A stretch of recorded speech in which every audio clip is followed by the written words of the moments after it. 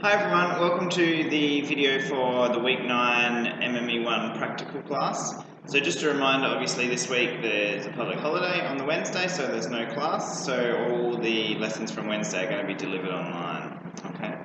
Now, just in this short video, what I'm going to quickly do is just go through briefly what your task will be this week. So there's two things that you're going to do. The first thing you're going to do is you're going to work through an assignment, okay, which is this one on the board behind me, which I'm going to run through in a minute.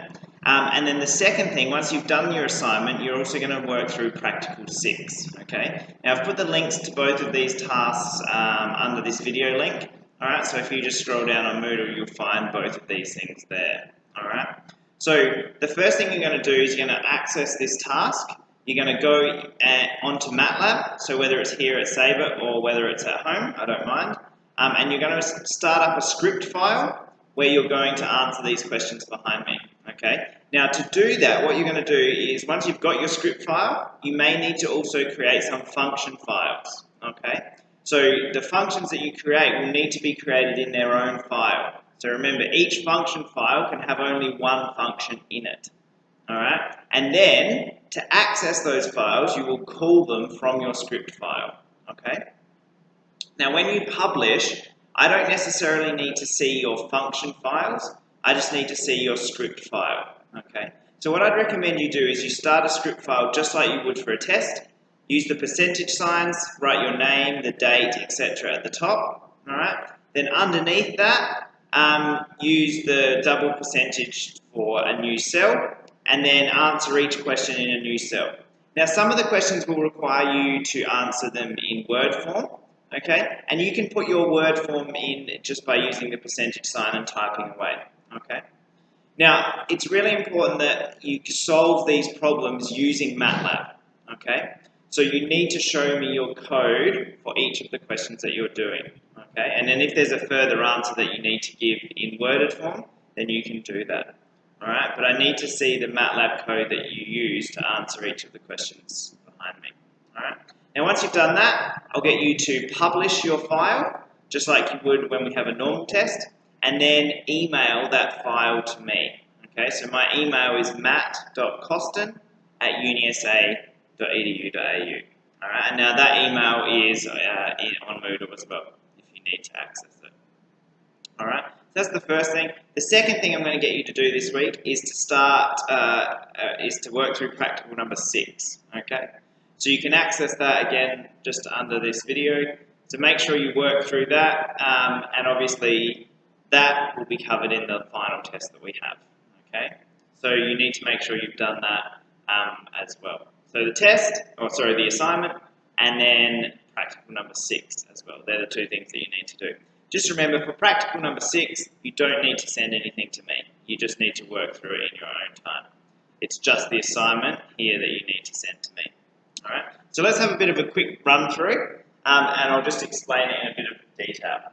All right. So this assignment is worth 2% of your grade. It replaces the test. All right. And only students in my practical class, the Wednesday class, need to do this, okay? So if you've got friends in the other group, they don't need to do this. They'll have a test as normal, all right? Now you need to publish your script files and email them. Here's my email address, by no later than Friday the 27th of April. So that's next Friday, or depending when you're watching it, it's the Friday at the end of week 9, okay? Alright, so there's two parts to the assignment. Part A, you're going to create a function called myfunc, which will calculate the value of this function here, okay, at any point x. So just like we did in class, you're going to create a function which works out a point. Question 2, calculate the value of your function for each of these x points. Alright, so for every x point, you need to work out what the value of your function is. Alright, now remember, you're doing this in your script file. You're not doing it in your command window because you need to publish it. So you need to call your function from your script file. Then determine the x and y intercepts of your function on this domain from -2 to 2. Then use the MATLAB command fplot to draw a graph over the range -2 to 2 and add labels. Question 5, find the locations of stationary points on the domain. Question 6, classify these points as minimum, maxima, or inflections.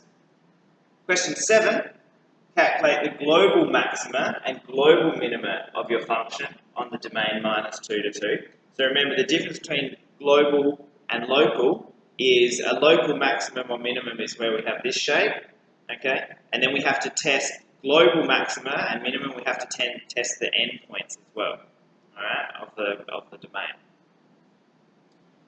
Question 8, you're then going to solve this equation, okay, for equals to 10 on this domain.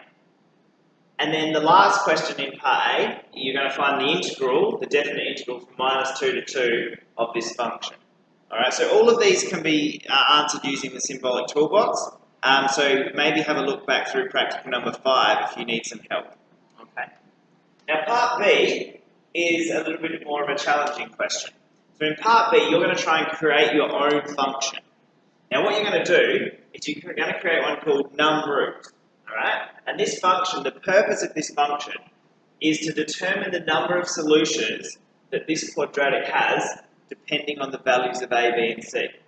So like in class how we made the quad roots function where we worked out exactly what the roots were, this time you're going to create a function where it's going to tell you how many roots there are. So basically either 1, 2, or 0. Okay? Remembering 2 would mean it would intersect twice, 1 would mean it would touch the x-axis, and 0 would mean it would be completely above or below the x-axis. Alright, so you need to come up with your own function which is going to cover that. Okay?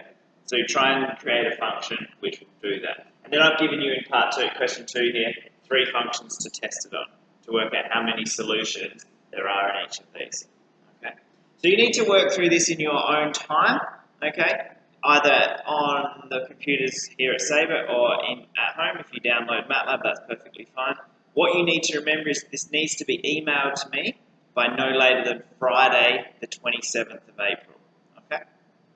Alright guys, good luck. If you've got any questions, please let me know. Send me an email.